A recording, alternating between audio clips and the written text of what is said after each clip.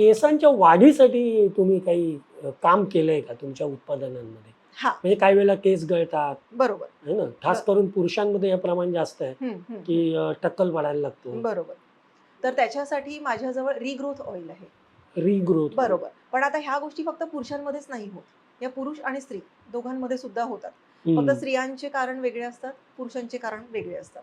So त्या according आपण काम करून रिग्रोथ ऑइल आपण त्यांना देतो.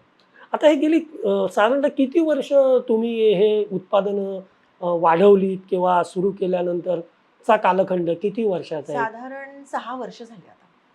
अच्छा, आता 6. नोव्हेंबरमध्ये 6 कंप्लीट होतील.